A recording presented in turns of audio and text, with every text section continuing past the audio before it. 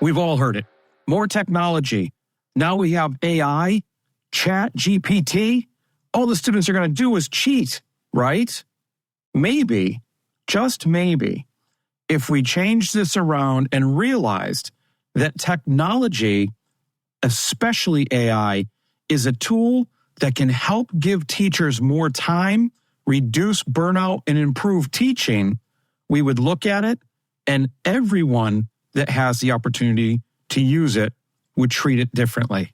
Hey everyone, Dr. Jones here with the latest episode of Seeing to Lead. And this week I talked to Mary Howard, author of the new book, Artificial Intelligence to Streamline Your Teacher Life, the ChatGPT Guide for Educators. Now this conversation was really good because Mary and I come from the same place concerning helping teachers do the best they can at what they're trained to do, being in front of students in the classroom, teaching. In fact, when I asked Mary what her perfect classroom looked like, her first answer was a perfect classroom still has a teacher that's helping guide rich discussions through Socratic method and collaboration with AI helping streamline all that they do in the background. Mary comes from a place where technology is about amplifying teachers' ability to reach all students. And often, teachers' reluctance to integrate technology doesn't come from a place of fear about that new technology, rather a place of, this is just one more thing. So the more we help teachers realize that AI can impact their everyday practice, streamline it, and make their life, dare I say, a little easier, the more they're going to be excited to use it and engaged in the process of figuring out just how it fits. Mary shares so many tips, especially in her book, and strategies and techniques of how to use AI, especially ChatGPT, for writing lesson plans, creating rubrics, and organizing projects that it is a must read. I know you're going to enjoy this conversation. I sure did. So let's get right into it with Mary Howard on Seeing to Lead. We don't want tools getting blocked. We want instruction to adapt and change as a result of the existence of the tool, and so I don't think we can shy away from this or run away from this, nor should we. We as educators have to change the way we teach. If we're asking questions of students about content that can be Googled, is it any different? If we're asking students to, if they're asking something of ChatGPT to get an answer to provide to their teachers, we are not asking the right questions as an educator. We want students to think. We want to ask questions about them and their lives and their experiences and their opinions. That information can't be generated by a bot. The human part of it is the student, and it's the humans. Dr. Chris Jones here, and welcome to Seeing to Lead, a show designed to help leaders increase their ability to effectively support, engage, and empower their staff through intentional practices so that they create an environment where everyone reaches their greatest level of success. On Seeing to Lead, communication rules the day as we hear voices from both teachers and leaders in an effort to examine perspectives, highlight misunderstandings, and provide steps to ultimately bridge the gap between what teachers need and provide through thoughtful dialogue. This show is about amplifying voices, creating understanding, and providing information to help everyone continually improve. I want to personally thank you for taking the time. Now, let's get to getting better. Mary Howard is a nationally board-certified teacher and teaches 6th grade ELA and Science in Grand Island, New York.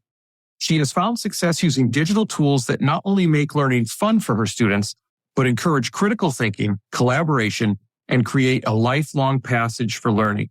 See, I already messed that up. I'll take it again from the top. Mary Howard is a nationally board-certified teacher and teaches 6th grade ELA and Science in Grand Island, New York. She has found success using digital tools that not only make learning fun for her students, but encourage critical thinking, collaboration, and create a lifelong passion for learning. Whether the digital experience is related to science, technology, engineering, mathematics, or promotes literacy, Mary believes passionately in the potential that technology has for reaching and engaging all learners. In pursuit of this passion, Mary has spent the past 15 years presenting at dozens of technology conferences including NYSCATE, STANYS, I'm going to mess this acronym up, but I'm going to STANYS and ISTE, STANYS, thank you, and ISTE, among others. She has become a globally recognized speaker on the topics of augmented reality and virtual reality and the next generation science standards, and shares her strategies through her blog, yoursmarticles.com. She has published numerous educational technology articles and has provided webinars on virtual environments, virtual reality, 3D design, QR codes, and digital engagement strategies. Mary's accolades include recognition as the 2018 International Society for Technology and Education's Virtual Pioneer of the Year and 3 Silver Presidential Volunteer Service Awards. She was a New York State Teacher of the Year, finalist for 2018 and 2020, and is a New York State Master Teacher. When Mary isn't elbows deep in her technology initiatives, she is a mother of 3 boys and devotes her free time to refereeing youth hockey and volunteering within the hockey community. She's an avid runner, Adirondack 46er, and recently cycled across New York State on the Erie Canal. If all of this wasn't enough, Mary is now a newly published author with her recent release, 2 days ago actually, Artificial Intelligence to Streamline Your Teacher Life, the ChatGPT guide for educators. If you aren't excited about this interview, you are going to learn so much. I'm incredibly excited about it. I can't wait to hear from Mary. Mary, welcome to the show. Thank you. I'm happy to be here. This is exciting. You know, a couple of things stood out as I was reading your blog, and especially thank you for help with that acronym. The mother of 3 boys. So my wife happens to be a boy mom as well, with just all boys. So I'm sure that with refereeing youth hockey, you have no problem getting your hands dirty, so to speak, in different things. That's what it is with boys. Absolutely. They keep you moving, they keep you busy, and they make you excellent time managers for sure. There you go. You know, the other thing, and if we're going to stay on topic and fulfill that promise I told people about learning things, the other thing that stood out to me is you believe passionately in the potential that technology has for reaching all learners. Why technology? You know, we've heard about where you've been and what you do and all these accolades, but what is it about technology that stood out to you and got you so excited and engaged in it? It seems to be where my learners are coming from. And when you bring in the technology, and again, whether it's virtual reality or augmented reality, it seems like that's the hook and that's the catch. And the rest kind of follows along. And it happened many years ago. I don't know if we even remember the Web 2.0 tool days. You know, those Web 2.0 tools came out and it was like, oh, you can do this. And suddenly I saw I could flip my ELA classroom and I could truly make it exciting and engaging for the students, whether they were creating, you know, word walls or word webs in digital formats, or sorting cards or recording their own podcast. It just completely revolutionized the way I was teaching my class. And it changed the way the students were learning. They were suddenly just so excited to be there and so excited to be a part of learning. And that was my hook. That's awesome, because that is exciting, right? When you're standing in front of a classroom, it can turn into something that's difficult when you keep trying to do the same thing that students aren't engaging with, but it feels right for you because that's the way you're supposed to teach. And, I do air quotes with the supposed to teach. But once you turn that switch on for students and get them engaged, that's the exciting part of teaching, that light bulb moment when you see them buy into it. So how does that happen, or how can we get people to understand that are maybe slow to technology, and rightfully so, because they're a little scared of it? How do we get them on that technology bandwagon, so to speak? I think we do have to go back to the fact that teachers have really busy lives. And a lot of times, that reluctance really isn't, I personally don't think it's a fear of technology. I think it's a fear of it being one more thing. Our lives are ridiculous. And, one more thing. And if we could get people to realize it's not one more thing that you need to do, I should say, if we could get teachers to realize it's not one more thing you have to do, in addition to the curriculum that you're trying to teach, it accentuates the curriculum that you're trying to teach. It enhances that curriculum, and it's not an add-on and it's not an extra thing. And I feel like that's where that reluctance comes in most of the time. Not one more thing, or if one more thing I have to learn. That tends to be what I see with people with respect to kind of grabbing a hold of the technology. Yeah, and that ties perfectly into what we want to spend the bulk of the time talking about here, right? That one more thing, I'm too busy, And you've just published this book that talks about streamlining things, which when I hear streamline, I think more efficient, less time used for a greater impact. And specifically, you mentioned ChatGPT, which has caused quite a ruckus. It sure has. Yeah. Sure. So how can artificial intelligence help streamline, or how can we help teachers understand that it isn't that one more thing? It's a tool that might be able to make their lives easier. And a part of that too is I think it's a tool they feared in the classroom as well. I think there is a lot of fear, coming on with this new tool. And the perspective that I chose to take on this is related to the fact that we are crazy busy creatures.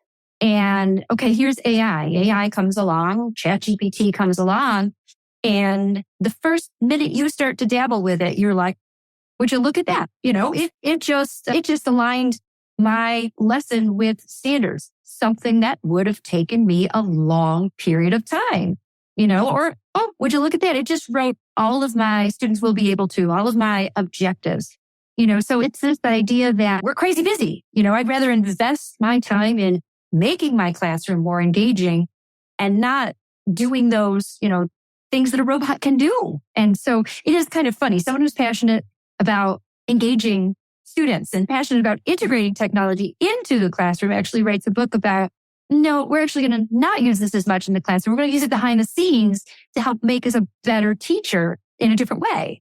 So it kind of almost doesn't line up when you really think about it, right? I love that you point that out about it. I say often as a leader that the best place a student can be is in front of a teacher, receiving instruction in front of a teacher because of that interaction. That's not to say that tools shouldn't be used for anything, but I love the fact that you're looking at how to streamline it for the teacher to almost free up the teacher to be more present with their students, because that back end that takes so long that pulls them away from being able to do that is something that no longer has to be, or to the extent that it has to be. Am I reading that right? You absolutely are. That is precisely the way I'm looking at it. Now, that is not to say that I'm against using ChatGPT in the classroom. I think that's another conversation. And I do have a chapter of the book that talks about ways you can integrate and ways you can use it. Because again, I'm all about integrating technology. Yet for this book, I thought, no, we have teachers leaving the profession in droves. Every article we look at is showing the fact that they're burning out. There's a different population of students we're working with right now with a different set of needs. Engagement is going to be all the more important right now. And just as you said, if I can have this tool do that back end stuff for me, help me out, where I need the lift, then I can devote myself to hopefully staying in the profession and help teachers stay in the profession so we can then start focusing on making them better, improving OG and making people more engaging. Not surviving, but thriving. Yeah, hopefully. Yeah. So, all right. So we've danced around your book, and, you even mentioned what one of the chapters is in your book. Talk to us about your book. What was the impetus for this book, and how's it set up? What's it look like for teachers if they pick up this book? It starts with, what's it all about? What is the hype? What is ChatGPT? Where did it come from? Why is it desirable? Why is it a tool that we want to use? And it talks about how ChatGPT was trained and kind of goes into a little bit of history of artificial intelligence and ChatGPT. It doesn't dive crazy deep, and it doesn't talk about, sentient beings taking over the world. We're not going that direction, but I think it's important just to have that background and have a working definition of artificial intelligence being something, designed to be useful in our lives. And it continues to talk about artificial intelligence as something that's actually been here. We may not have realized it. Many educators already take advantage of auto grading tools. They take advantage of adaptive learning tools in the classroom and those types of things. So it's not to be feared. It's already here. It may not have been so prominent as it is right now, but it's here. And it's, as we both know, it's rapidly growing in all sorts of different dimensions. And so then it continues to break down use cases for the classroom. Like I'm a sixth grade teacher, and I always say I'm just a sixth grade teacher. Here I am in the trenches, just like hopefully the teachers that are reading the book, and I dabbled with it. I'm like, well, would you look at this? It can write a permission slip, or it can, write a newsletter for families, or it can help you pick the right word for an email. It can write a list plan for you, create stations, create task cards. So it goes on and on with all these use case examples for the teacher. And then, as I said at the end, it starts to talk about what we can do with it in the classroom with students. There's a little bit of a cautionary tale here and there throughout the book in a lot of different ways. We can't take ChatGPT at face value. It's got its limitations. And there's a whole chapter that talks about the limitations and what we have to do to address those limitations. So there's a lot to it. Supporting your teachers and students seems to be a struggle. They just don't seem to be engaged. You wish they would take more responsibility for their learning and culture of the building, but they just don't seem to be empowered enough to do it. So, my question is, have you checked out the book Seeing to Lead yet? It's all about creating a true educational experience where learning, growth, leadership, and community take center stage. Full of strategies and resources, Seeing to Lead is about attaining that goal by employing a model that supports, engages, and empowers all individuals to become leaders themselves. Pick up a copy today at seeingtolead.com. That's SEEINGTOLEAD.com. Remember, you don't become a leader and then decide you need to support and recognize others more than yourself. It is the moment you realize it's about supporting and recognizing others that you become a leader. Seeingtolead.com.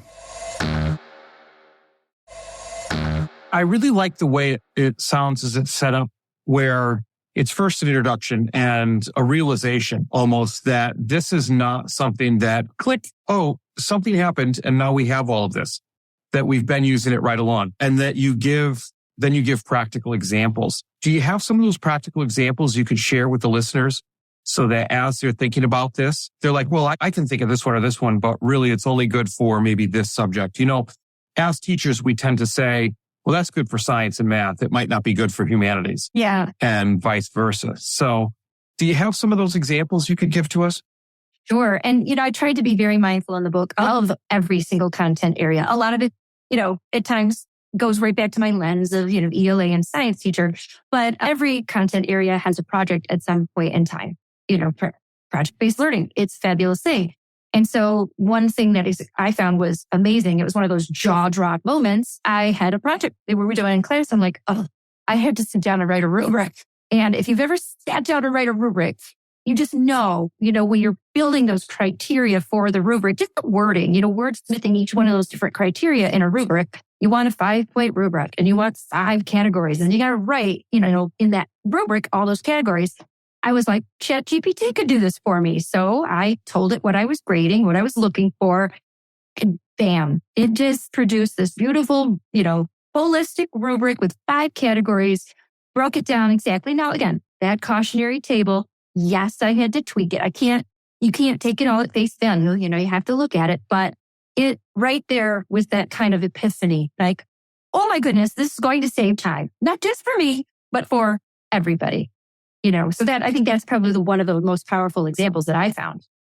No, absolutely. And it's even the little things, because I hopped on ChatGPT. I was asked to do a letter of recommendation, and it was a different type of letter of recommendation that I hadn't really had to approach before. And not to get into too much detail about it, but I was stuck. And so I couldn't go to my file of all the letter of recommendations that I've written and adjust and move things around and do it that way.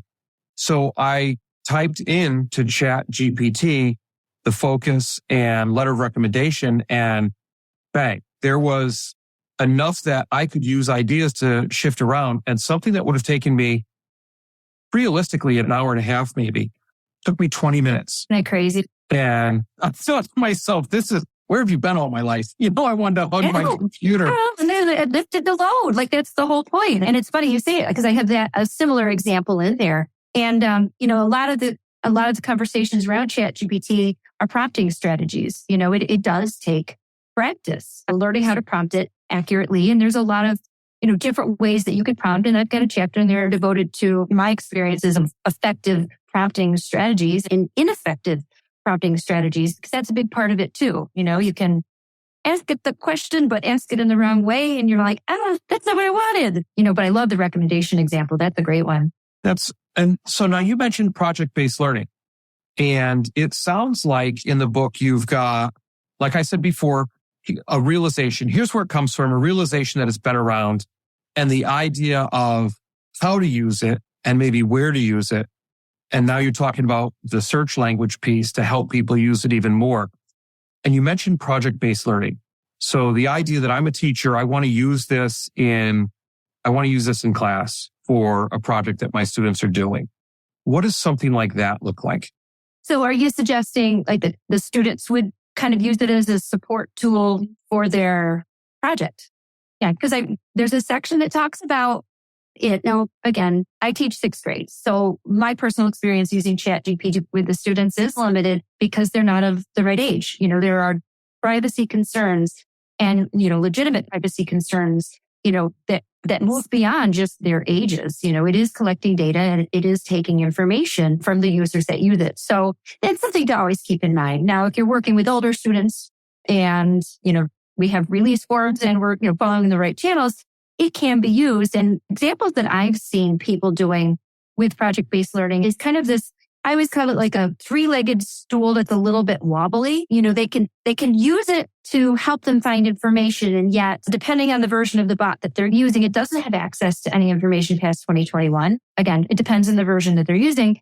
So they might not retrieve the most relevant and up-to-date information. And sometimes it makes up things, to fill in the gaps that it might have. And again, that's your wobbly stool. So it's not going to be perfect in terms of replacing, if you're looking for content or if students are looking for content to support a project that they're working on. But it does, what I think it's really great with when you're working with students is for evaluative purposes. So if they're evaluating writing or they're comparing writing, the most compelling uses of it I've seen in the classroom involve that. It's a language bot. It produces language, and if you're working with writers, I think it's phenomenal to have them evaluating the writing that it's producing on a certain topic and doing comparisons with that writing or grading the writing or even asking them, can you figure out, is this written by a bot or is it written by a human?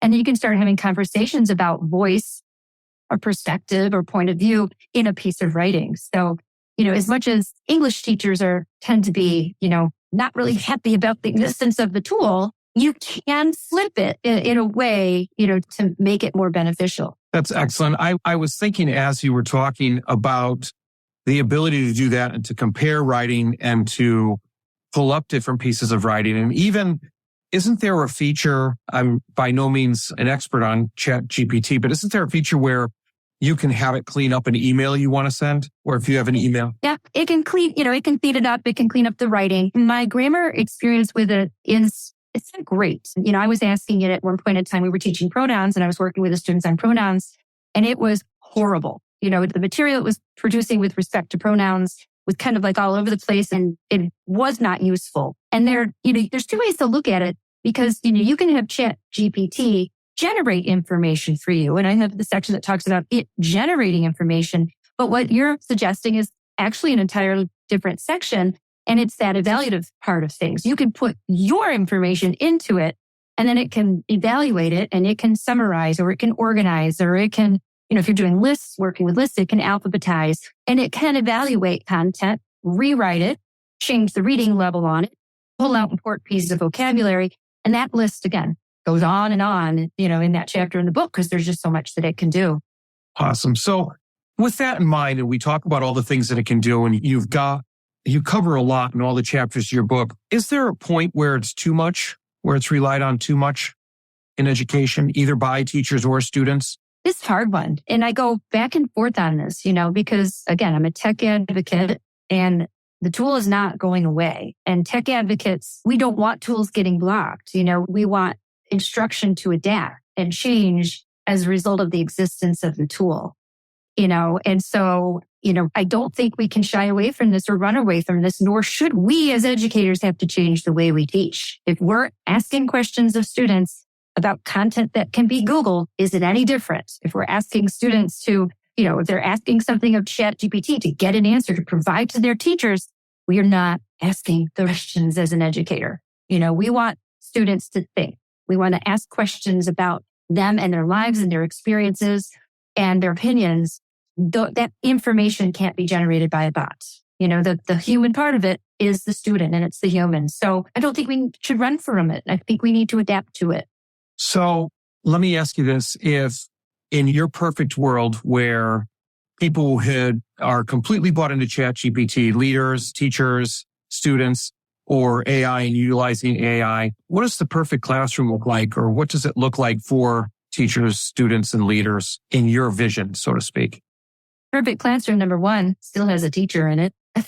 And if they're leaving the profession because they're overworked, they're not going to be there. So, in some ways, that's where I'm starting from. Let's get the teachers to enjoy being where they are, enjoy what they're doing. And then the perfect classroom, of course, is inquiry. It's tolerating ambiguity. It's questioning. It's Socratic in nature. It involves discourse, conversation, discussion, and ChatGPT and AI is drifting somewhere there in the background of all of that, but in the end, those engaged students are just that. They're engaged students, regardless of the technology that exists in that place and time. Awesome.